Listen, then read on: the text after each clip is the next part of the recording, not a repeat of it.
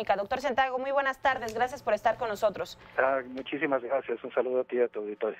Muchísimas gracias. Preguntarle, bueno, dimos ya cuenta de esta información que se da a conocer el día de hoy. Desde su experiencia en la FEPADE, ¿cómo ve usted este proceso electoral y pues llamado a advertencia de la compra y coacción del voto que se está llevando en todo el país? A ver, sí es muy importante decir una consideración previa. Yo creo que tenemos un sistema electoral sólido y yo creo que el problema no está en las casillas, no está en cómo se cuentan los votos, en los programas de resultados electorales preliminares. El problema es cómo llegan los votos a las urnas.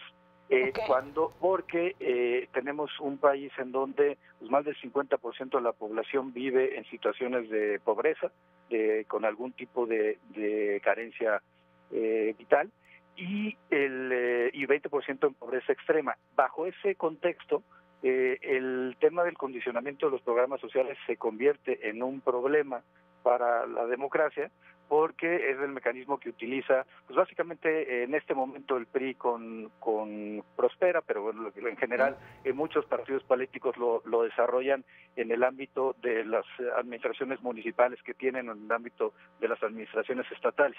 Pero particularmente es complejo Prospera porque es el programa social más grande del país y tiene solamente entre el Estado de México, Veracruz, Oaxaca y Chiapas, más de 10 millones de beneficiarios del programa. Un poco yo diría que hay dos líneas que habría que plantear. El primero es que el condicionamiento de programas sociales está relacionado con el ejercicio del poder.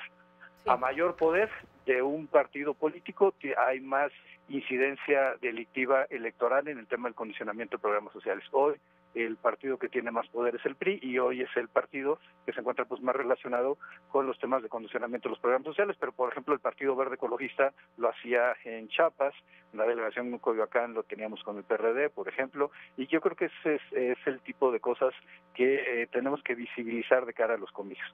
El segundo punto, que también es relevante, tiene que ver con los ámbitos geográficos en donde se presenta el condicionamiento de programas sociales.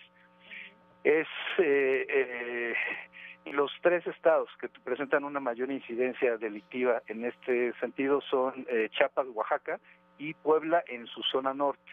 Es decir, son estados en donde coexisten la marginalidad, la pobreza, y por tanto se utilizan los programas sociales para efecto de buscar el voto. Las modalidades son muchas.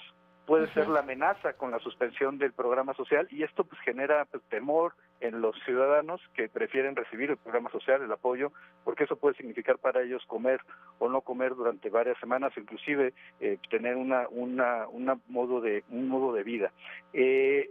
También se encuentra pues, el condicionamiento del programa al voto por un partido político, la compra directa a partir de la entrega de las despensas, tarjetas o cualquier otro tipo de promocional, y eso es lo que hay que estar denunciando de cara a la jornada electoral del próximo 1 de julio.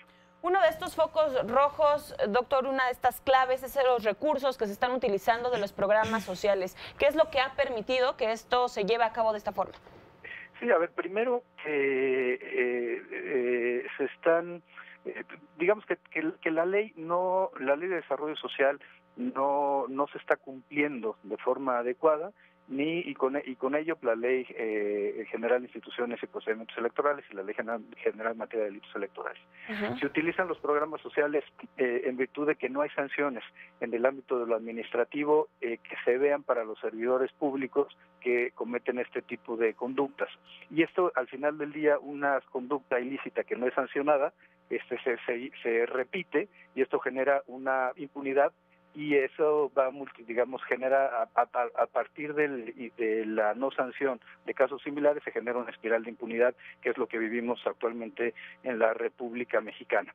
El tema central es que, se comete el condicionamiento de programas sociales porque se puede cometer. Es decir, no hay marcos, el marco normativo no es lo suficientemente rígido para efecto de evitar este tipo de conductas. Déjenme poner un ejemplo. En el ámbito de lo penal, el delito de condicionamiento de programas sociales no es un delito grave. por tanto no hay prisión preventiva oficiosa en términos del nuevo sistema procesal acusatorio. En el sistema tradicional, cualquier persona que era sometida a un proceso penal por condicionamiento de programas sociales, este es un caso relevante, funcionarios del señor Javier Duarte en el estado de Veracruz, por condicionamiento de programas sociales con órdenes de aprehensión y autos de formal prisión, pero al no ser un delito grave, en el sistema tradicional la gente podía seguir el proceso en libertad. Y esto pues finalmente generaba un incentivo perverso para que se siguieran utilizando los programas de esa forma.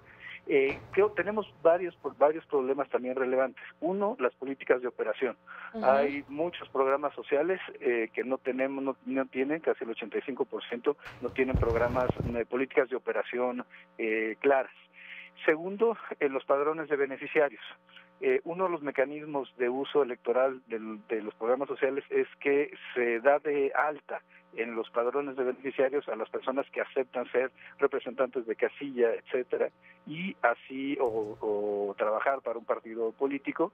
Y esto, por ejemplo, esa era la operación del PRI, de Javier Duarte con el PRI en el Estado de México, y esto pues, al final del día lo que genera es una pues, violación a la norma, un jugar con la pobreza y la marginalidad de los grupos sociales, pero se termina pagando la estructura partidista a través de los programas sociales, y esto, bueno, pues, además de ser ilegal, es inmoral y pues, absolutamente cuestionable.